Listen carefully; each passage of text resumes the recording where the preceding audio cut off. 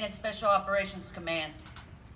Since 9/11, we have lost 20 Special Tactics Airmen in combat. Those 20 men never came home to their families, and today their families endure the sacrifice of their loved one's life for our nation's freedom. To become a Special Tactics Airman, one must go through over 2 years of grueling, ground-pounding training. In the last year of their training, they are assigned to the Special Tactics Training Squadron in Florida, where I will soon be departing. When you enter the training headquarters, you walk into a foyer, and usually people's eyes are drawn to the roped-off memorial on the left side of the room. Over a wall of the photos of the 20 airmen we have lost in combat since 9/11 is the verse Isaiah 6:8. Whom shall I send, and who will go for us? Here I am, send me. This reminds us every day that those we honor on Memorial Day are patriots. They raised their hand when the nation called. They love their country, and they sacrifice their lives for the people in it. This begs the question, how do we show gratitude to our men and women in uniform who have given their lives for us?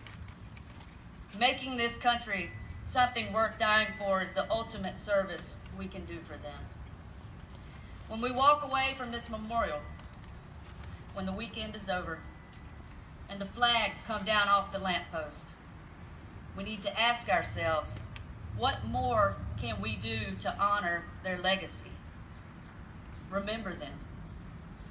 In Special Tactics, we have a saying, a man dies twice. Once when they take their last breath, and a second time when we stop saying their name. This Memorial Day, remember, don't ever stop saying their names. Don't ever let their memory fade. Learn about one of our nation's patriots. Tell their story. And don't ever let your neighbors stop saying their names. They were real people. They were more than just a passing news headline on our television screen. Some are woven into the very fabric of this community. They had hobbies, dreams, and a life outside the uniform. These are people you greeted in the grocery store or maybe coached our children in Little League. However, they knew they were serving something bigger than themselves. Throughout history, they echoed the words, "Send me." Send me to ensure that children are allowed to sleep peacefully at night. Send me so that the enemy doesn't come beating on our doors. For the love of my country, I might die, but send me. How do we measure these sacrifices? We could start by counting the number of deaths in service to our country, somewhere around 1.1 million. We could count the number of fathers, brothers, husbands, sisters, or wives that never came home from a war zone. If we envision a military funeral, we can count the number of times an American flag was folded before it is handed to a widow. Maybe we can count the number of times the families of our fallen asked God why, or the number of tears that they cried. However, in reality, such things are not quantifiable. We cannot count the grief in a mother's heart when she finds out her son or daughter is not returning home from a battlefield.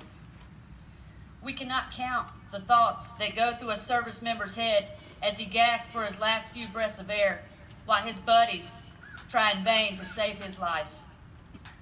Truly, the sacrifices made by this nation's heroes and their families are immeasurable, and these are the grim realities of freedom. I am reminded of a time not all that long ago when I was visiting Riverside Cemetery to pay my final respects. As I looked out across the multitude of headstones, I saw tiny American flags strategically placed throughout the cemetery.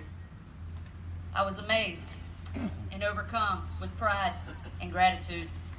I learned that it was Brad and Robin Hall who took time out of their days to pay such a tremendous amount of reverence and respect.